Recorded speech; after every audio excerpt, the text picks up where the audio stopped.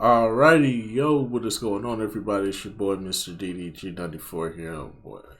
Okay, I was about to say. It's your boy, Mr. DDG94 here, back with another reaction video. Today we're gonna react to the GOAT of the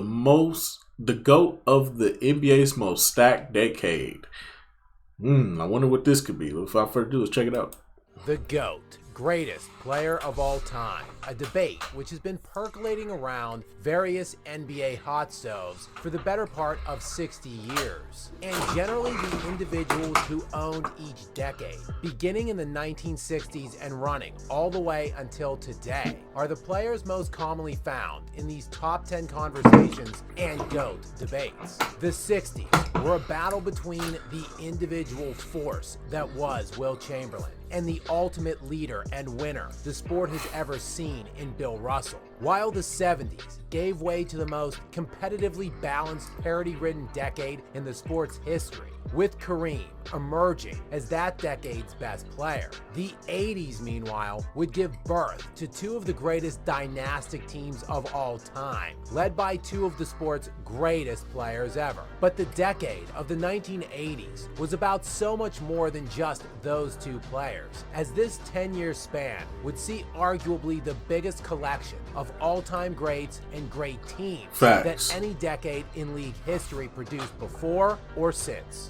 This decade saw one of the greatest teams in NBA history, the 82-83 Philadelphia 76ers, which had perhaps the greatest single-season playoff run of all time. I know this kind of low, but it's not me, it's dude. 12-1 record, including a 4-game sweep in the NBA Finals of the Magic and Kareem LA Lakers. The Sixers that season paired legendary Julius Erving alongside Moses Malone, who was named both Finals and League MVP that season. And Moses Malone was one of the very best players of the 1980s and in NBA history for that matter, as he was named an All-Star for 9 years out of that 10-year span, while also being named to an All-NBA first or second team 6 times during this decade.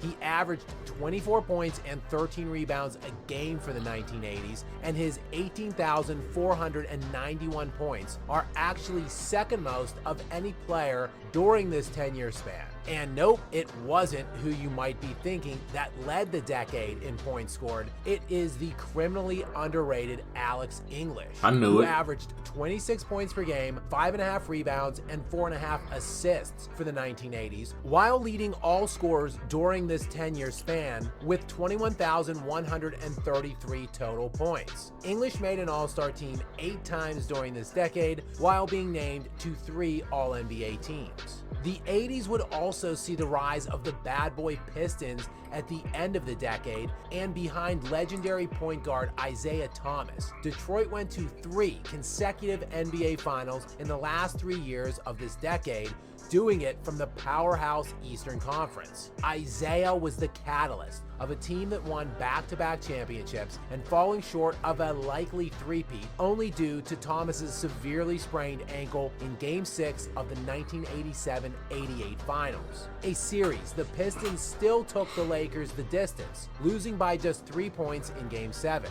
For the decade, of which Thomas played only 9 years, he was named an All-Star all 9 seasons, while also being named to 5 All-NBA teams and averaging 20 points, 10 assists, and 2 steals per game, on his way to becoming one of the best point guards ever, and certainly one of the very best players of the 1980s. And during this stacked decade, a new crop of players would enter in during the middle part of it that would forever change the course of the league's history, as probably the greatest and most top-heavy draft of all time was that famed 1984 class that included Michael Jordan at the 3rd pick overall and a player in Hakeem Olajuwon, so great at number 1 that you can actually excuse the Rockets for passing on the GOAT.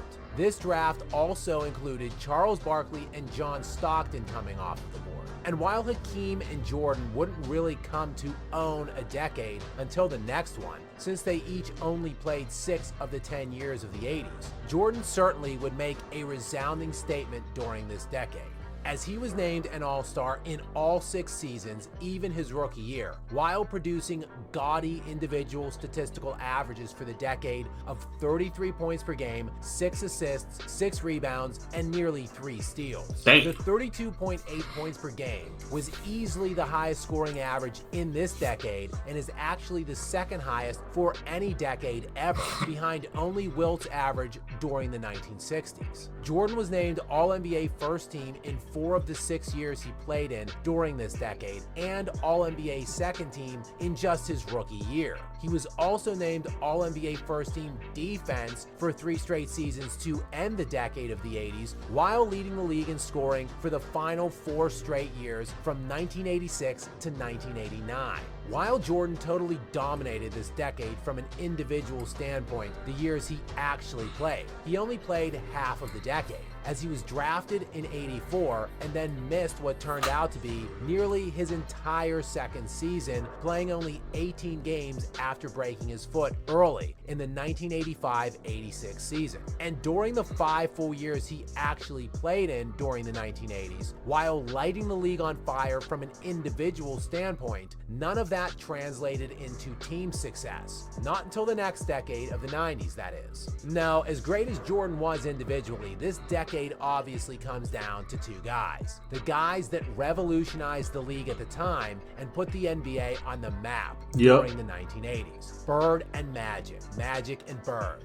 Larry Bird, who was drafted with the number 6 overall pick in the 1978 draft by the Boston Celtics at the age of 22, but opted instead to return to Indiana State for his senior year in college and forego entry into the NBA until the following 1979 season. And in that senior year at Indiana State, he would end up facing the Michigan State Spartans and Magic Johnson in the 1978-79 NCAA championship game. Magic would then, of course, be drafted with the first pick of the 1979 NBA draft, and the Bird and Magic era would officially begin, with these 2 players being intrinsically connected for the rest of time. At least one of these players appeared in every NBA Finals series from the 1980-81 season and running all the way through the final year of the decade in 1989-90.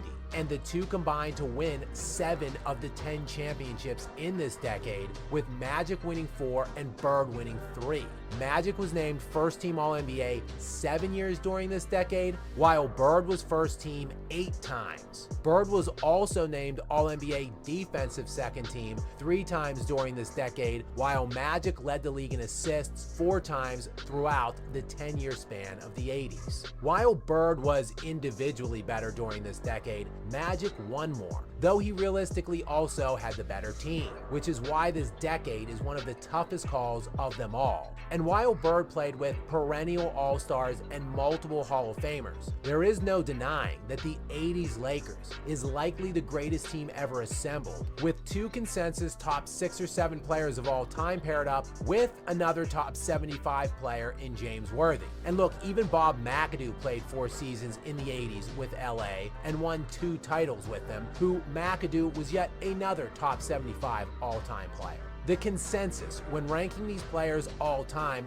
typically goes to Magic, as he won not only one more championship during the decade than Bird, but also has a 5th championship in the final season of the 1970s. However, when evaluating just this 10-year span of the 80s, the checkmark goes ever so slightly to the individual dominance of Bird, who averaged 25 points per game, 10 rebounds, 6.5 assists, and nearly 2 steals per game, while being named First Team All-NBA 8 times and winning only 1 fewer title than Magic with... I can't agree with that. I can't. I'm sorry, brother. I'm sorry, bro. I love your channel, by the way, but I can't agree with it that, bro. It's Magic, bro. It's either going to be both or it's going to be Magic. Magic won more. I value winning over individual success. The lesser supporting cast. And while this does conclude our look at the 1980s, make sure to subscribe and tune in for the next episode of The GOAT by Decades, when we take a look at the most singularly dominated decade of them all, the 90s. Until next time. Yeah, I can't agree. I can't get jiggy with it, brother. I'm sorry. Magic either runs it or it's Bird and Magic. I would say it's both, just to be fair to both. Because Bird was goated like a motherfucker, but I can't put Bird over Magic. It's just not possible, bro. The man won. The man won titles. Regardless of how you feel, that man won titles. So yeah, that's just where I stand with it. It's either Magic's the guy or it's Bird and Magic. It's not Bird. It's not Bird over Magic. There's no way you can do it. It's no way you can do it. Bird is definitely number 2 in this decade, hands down. Number 2. He's top 2. That's the top 2 right there. It's not even close. Nobody coming close to them 2. But I got to give it to Magic on that one. Anyways, though, let me know what y'all think down in the comment section below. I'll get back to you to then. Peace out.